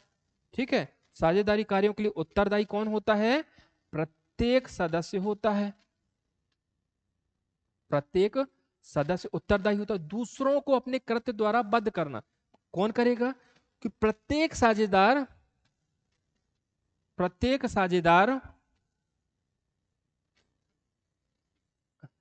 दूसरों को, मतलब अन्य साझेदारों या सदस्यों को अपने कृत्यों के द्वारा बद्ध कर सके। कैसे बद्ध कर सके? कि कोई साझेदार कंपनी के नाम पे यदि कोई ऋण ले लिया तो उस ऋण की देनदारी है वह अन्य साझेदार पे भी हो जाएगी, वे भी बद्ध हो जाएंगे, क्योंकि लिया तो किसी अन्य साझेदार ने है लेकिन बद्ध उनको भी कर दिया हुआ है। तो ऐसा हो सके, दोनों कंडीशन है। ठीक है, प्रत्येक सदस्य साझेदारी कार्यों के लिए उत्तरदायी होता है और प्रत्येक साझेदार दूसरों को अपने कृत्य द्वारा बद्ध कर सके। यदि ये इंप्लीमेंट हो तो हम उसको विलियम आर स्प्रिंगल के अनुसार बोलेंगे, है ना। क्योंकि जब ऋण ले लेगा तो होगा क्या, उस ऋण के देनदारी के लिए जो अन्य साझेदार हैं उनकी भी निजी संपत्ति को क्या किया जा सकता है? ऋण चुकाने में उपयोग किया जा सकता है, तो बद्ध हो गए। चलें आगे। अब बात करते हैं भारतीय साझेदारी अधिनियम 1932, उसकी धारा 4। तो ये धारा क्या बोलती है कि साझेदारी उन व्यक्तियों के बीच संबंध है जिन्होंने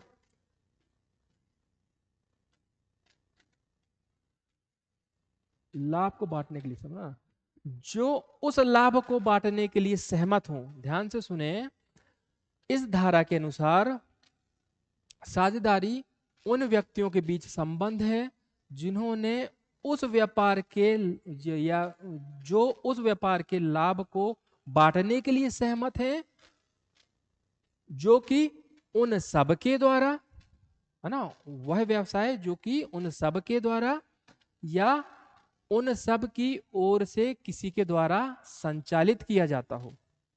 ठीक है, तो उन व्यक्तियों के बीच संबंध है जो उस लाभ को बांटने के लिए सहमत हैं। उस लाभ को मतलब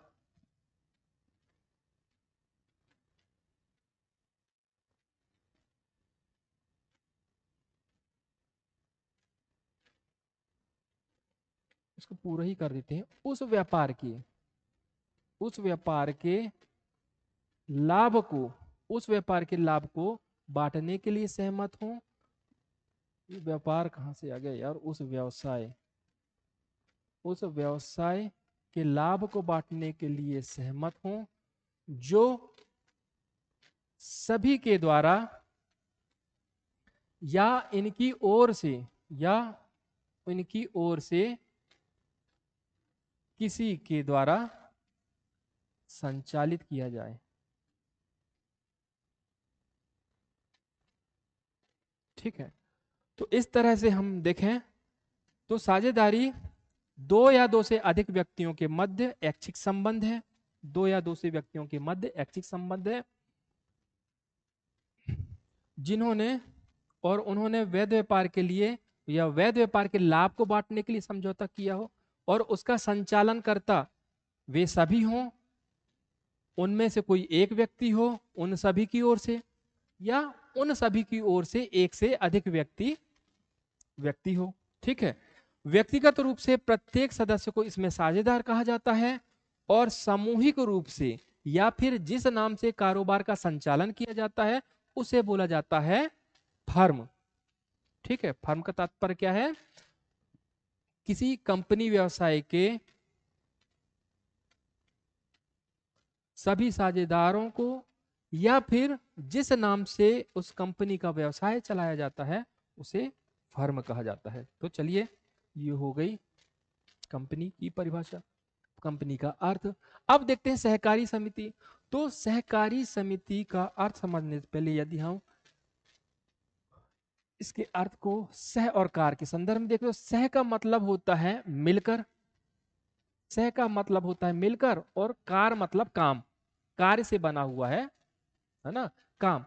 तो मिलकर काम करने के लिए बनाया गया संगठन सहकारी समिति कहलाता है। तो क्या, मिलकर, मिलकर काम या कार्य करने के लिए, करने हेतु बनाया गया संगठन, बनाया गया संगठन ही कहलाता है सहकारी समिति। परिभाषाएं देखते हैं। तो प्रोफेसर सेलिगमैन ने क्या परिभाषा बताई? इन्होंने कहा कि सहकारी समिति का वास्तविक तात्पर्य या वास्तविक अर्थ उत्पत्ति तथा उसके वितरण की स्पर्धा का परित्याग करना है, जिससे सभी प्रकार के मध्यस्थों को दूर किया जा सके। अब मिलजुल कर काम करेंगे तो स्पर्धा कहां रह जाएगी? सब तो मिलजुल के काम कर रहे हैं। अब तो यहाँ पर स्पर्धा नहीं है, बल्कि आपस में क्या है? सहयोग है, सहकार है, ऑपरेशन है। तो उत्पत्ति मतलब उत्पादन, चाहे वस्तु का हो, चाहे वस्तु ही ले लेते हैं, ये वस्तु का उत्पादन और उसके वितरण की स्पर्धा को परित्याग कर देना, मिलजुल के काम करें। और इससे क्या होगा? सभी प्रकार के मध्यस्थ भी हैं वह दूर होंगे। ठीक है। तो प्रोफेसर सेलिगमैन के अनुसार सहकारी समिति का वास्तविक अर्थ उत्पत्ति तथा उसके वितरण को, वितरण की स्पर्धा का परित्याग करना है, जिससे सभी प्रकार के मध्यस्थों को दूर किया जा सके। अब आते हैं हम ए एंटोनी की परिभाषा में। तो इन्होंने बोला कि सहकारी समिति का तात्पर्य व्यक्तियों के ऐसे संगठन से है, व्यक्तियों के ऐसे संगठन से है जो कि लोकतंत्र तथा सामूहिक स्वामित्व के सिद्धांत पर कार्य करते हों तथा सामाजिक, आर्थिक तथा शैक्षणिक लक्ष्यों की पूर्ति में संलग्न हो। तो इनकी परिभाषा में तीन बातें: व्यक्तियों का संगठन, लोकतंत्र तथा सामूहिक स्वामित्व का सिद्धांत, और सामाजिक, आर्थिक तथा शैक्षणिक उद्देश्यों या लक्ष्यों की पूर्ति। अब बात करते हैं सहकारी योजना समिति 1946, इसकी परिभाषा। ठीक है। तो इनका कहना है कि सहकारी समिति ऐसा संगठन है, सहकारी समिति ऐसा संगठन है जिसके अंतर्गत जो व्यक्ति हैं, जिसके अंतर्गत व्यक्ति स्वेच्छा से अपने आर्थिक हितों की प्राप्ति के लिए संगठित होते हैं। पहली बात, स्वेच्छा से अपने आर्थिक हितों की प्राप्ति के लिए संगठित होते हैं। दूसरी बात यह है कि इन व्यक्तियों के समान हित होते हैं। ठीक है। तो इनके समान हित होते हैं। तो सहकारी योजना समिति 1906 यही आ जाए। इसके अनुसार सहकारी समिति की परिभाषा क्या है? तो इसके अनुसार सहकारी समिति व्यक्तियों का ऐसा संगठन है जिसके अंतर्गत व्यक्ति जो हैं स्वेच्छा से अपने आर्थिक हितों की पूर्ति के लिए संगठित होते हैं, और इन व्यक्तियों के हित जो हैं वह समान होते हैं। बात करें आगे किसकी? कंपनी की। तो देखिए, कंपनी दो शब्दों से मिलकर बना हुआ है। कंपनी, वैसे कंपनी जो शब्द है वह लैटिन भाषा का शब्द है, और यह लैटिन भाषा का शब्द है। कॉम का मतलब होता है टूगेदर, टूगेदर यानी साथ साथ या मिलजुल कर। और पेनी का मतलब होता है ब्रेड, ब्रेड यानी रोटी, मतलब मिलजुल कर या साथ साथ रोटी की व्यवस्था करना, यह है इसका शाब्दिक अर्थ।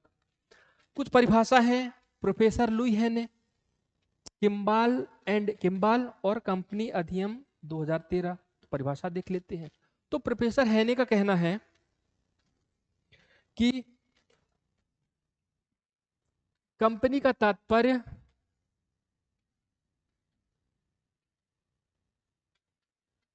संयुक्त पूंजी लगाकर, इन्होंने तीन बातों पर फोकस किया: संयुक्त पूंजी, लाभ हेतु ऐच्छिक संघ, और सदस्यता हेतु स्वामित्व। तो इनका कहना है संयुक्त पूंजी लगाकर लाभ के लिए बनाया गया व्यक्तियों का ऐच्छिक संघ है ना? किसका? व्यक्तियों का ऐच्छिक संघ है। ठीक है। इसमें एक बात और उन्होंने जोड़ी है कि जिनकी पूंजी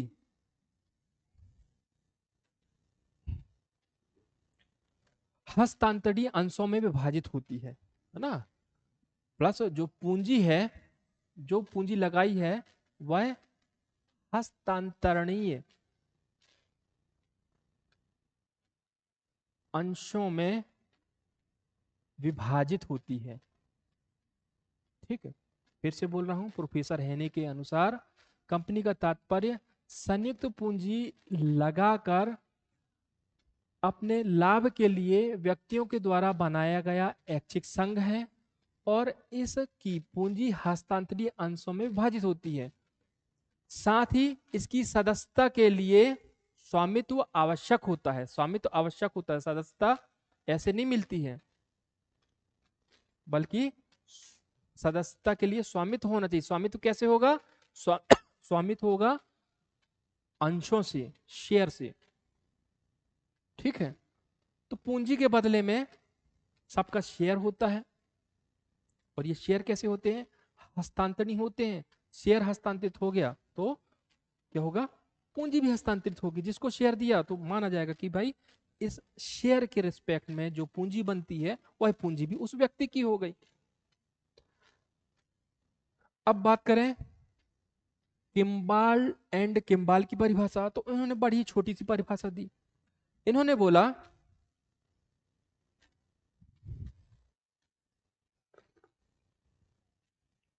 कि कंपनी का तात्पर्य क्या है? कृत्रिम व्यक्ति है। मतलब इन्होंने कंपनी को कृत्रिम व्यक्ति बोला।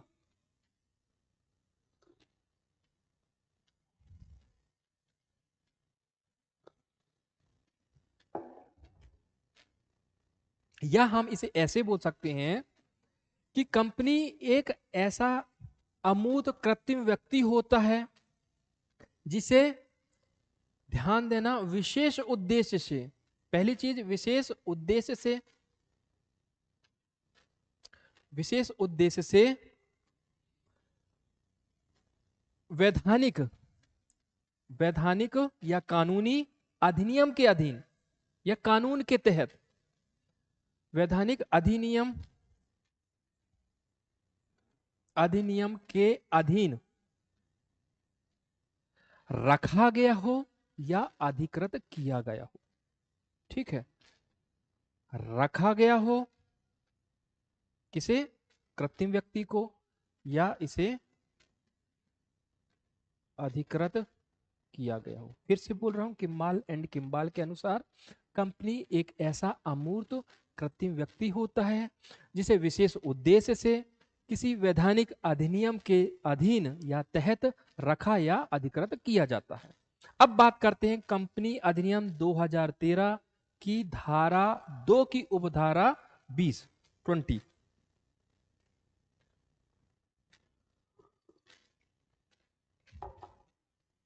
तो देखें, या तो इस जिस अधिनियम की बात की जा रही है इसी अधिनियम के अधीन कोई निर्मित या पंजीकृत संस्था हो, वो कंपनी कहलाएगी। ठीक, या फिर इस अधिनियम के पहले से ही कोई संस्था मौजूद रही हो कंपनी के तौर पे, तो उसका पंजीयन,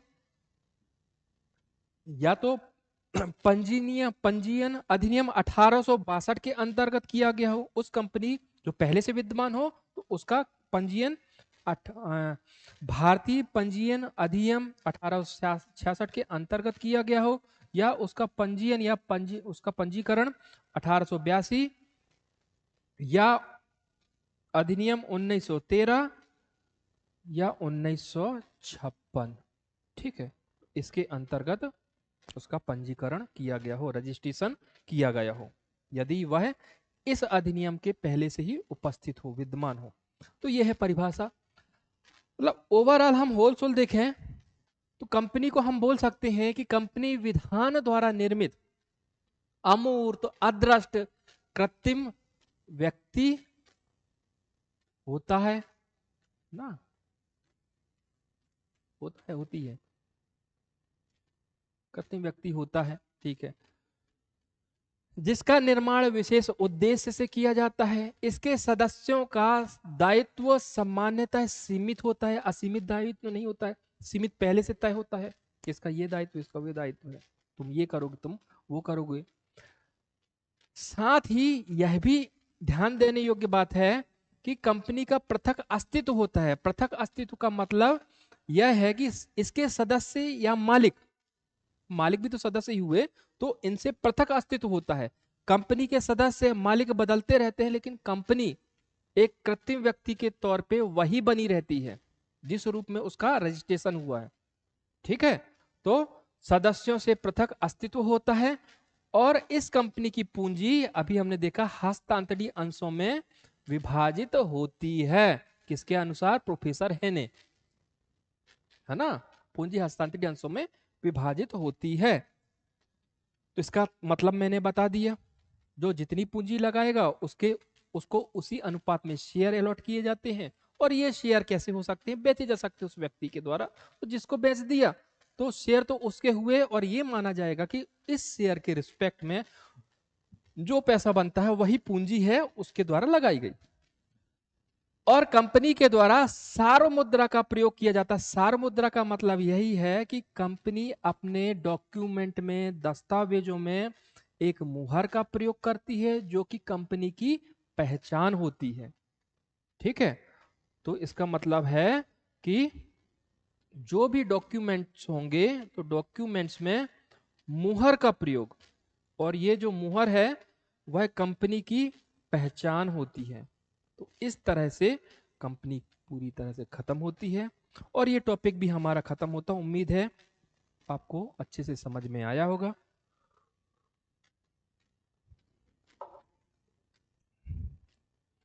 तो चलिए, आप सभी को धन्यवाद बने रहने के लिए। अगली क्लास में हम अगले टॉपिक के साथ फिर से मिलते हैं।